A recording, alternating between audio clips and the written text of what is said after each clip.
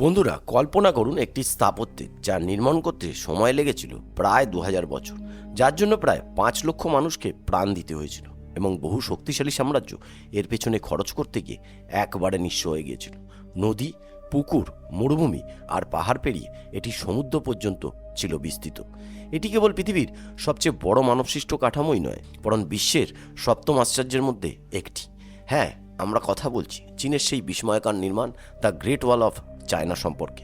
প্রায় 21,196 কিলোমিটার বিস্তৃত এই প্রাচীর আজ যতখানি জনপ্রিয়, এর পেছনের ইতিহাস ততটাই গভীর রহস্যে ঢাকা। আজ আমরা এই পাথরের ড্রাগনের কয়েকটি প্রধান রহস্য উন্মোচন করব। কেন তৈরি করা হয়েছিল এই বিশাল প্রাচীর? ড্রাগনের সাথে এর সম্পর্কই বা কী? কেন এটিকে বিশ্বের সবচেয়ে বড় কবরস্থান বলা হয়? এত বছর পরিশ্রমের পরও কেন এটাকে ব্যর্থ প্রকল্প হিসাবে ধরা হয়? এই রোমাঞ্চকর তথ্যগুলো জানতে ভিডিওটা শেষ পর্যন্ত মনোযোগ দিয়ে দেখুন।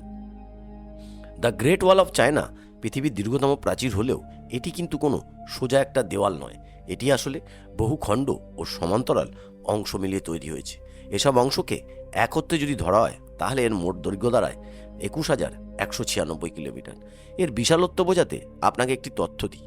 ভারতের কাশ্মীর থেকে কন্যাকুমারিকা পর্যন্ত আপনি যদি 3 বার যাতায়াত করেন তবু এই প্রাচীরের সমান দূরত্ব আপনি অতিক্রম করতে পারবেন না।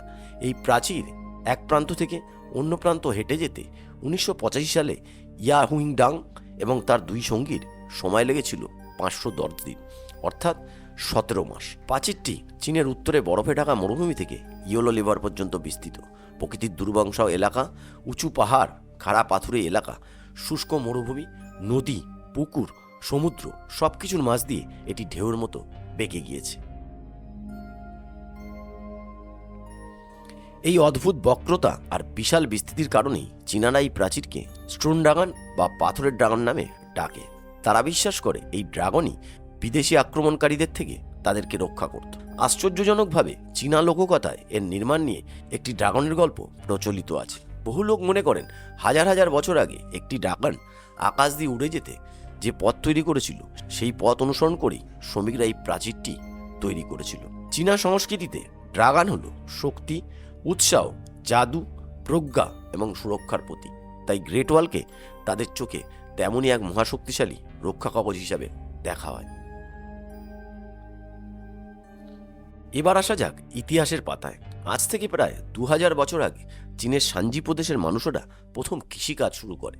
অন্যদিকে চীনের চারপাশে ছিল মঙ্গোলিয়া, মাঞ্চুনিয়া ও সিংজিয়াংয়ের মতো ভূখণ্ড। মঙ্গোলিয়ায় উর্বর জমির অভাব থাকায় সেখানকার যাযাবর উপজাতিরা প্রায় চীনের শান্ত এবং সংগঠিত জনপথে হামলা চালাতো এবং লুটপাট করত। এই লাগাতার আক্রমণ থেকে বাঁচতে তারা সীমানা নির্ধারণ করেন এবং সীমানার চারপাশে এই উঁচু প্রাচীর বানানোর সিদ্ধান্ত নেন।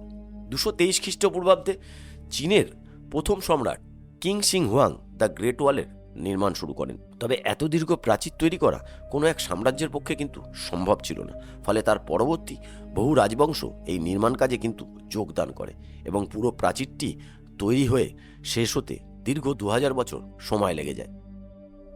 এই বিশাল নির্মাণ কাজে রাজারা তাদের সেরা প্রকৌশলী এবং স্থপতিদের সাথে 2 মিলিয়নেরও বেশি শ্রমিককে কাজে লাগিয়েছিলেন। সাধারণ মানুষকে জোর করে শ্রম দিতে বাধ্য করা হতো। এমনকি বন্দীদেরও 4 বছরের শাস্তি হিসাবে এখানে পাঠানো হতো। প্রাচীরের কিছু অংশ ছিল মরুভূমিতে, কিছু অংশ খাড়া পাহাড়ের গায়ে যেখানে ওঠা কিন্তু ছিল অসম্ভব, আর কিছু অংশ ছিল ঘন জঙ্গল। এই কঠিন পরিবেশে শ্রমিকদের প্রচণ্ড কষ্ট সহ্য করতে হতো। কেউ ঠান্ডায়, কেউ ক্ষুধায়, আবার কেউ কাজ করতে গিয়ে পাহাড়ি খাদে পড়ে কিন্তু মারা যেত।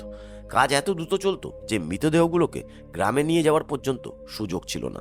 বলা হয় প্রায় 5 লক্ষ শ্রমিক এতে মারা গিয়েছিলেন এবং তাদের প্রাচীরের পাশেই কবর দিয়ে দেওয়া হতো।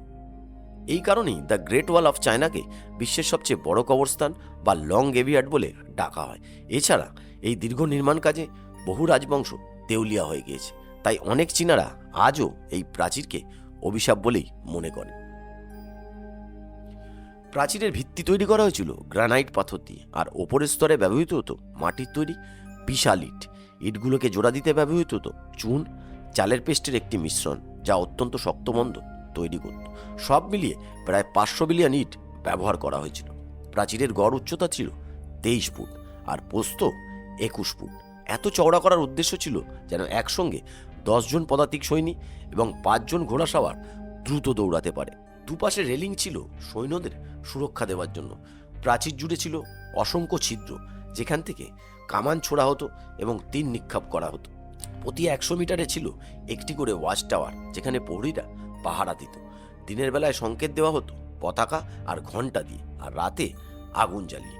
প্রাচীর জুড়ে প্রায় 25,000 এমন টাওয়ার ছিল যেখানে প্রায় 6 লক্ষ সৈন্য মোতায়েন থাকত। এত বড়, মজবুত, সুসজ্জিত প্রাচীর তৈরি করা সত্ত্বেও এটিকে কেন ব্যর্থ প্রকল্প বলে মনে করা হয়? এর কারণ হলো মঙ্গোলরা সহজেই এই প্রাচীর নাকি অতিক্রম করে চীনে প্রবেশ করতে পেরেছিল। 1300 শতকে দুর্ধর্ষ চেঙ্গিস খা প্রাচীর পেরিয়ে চীনে ঢুকে যান।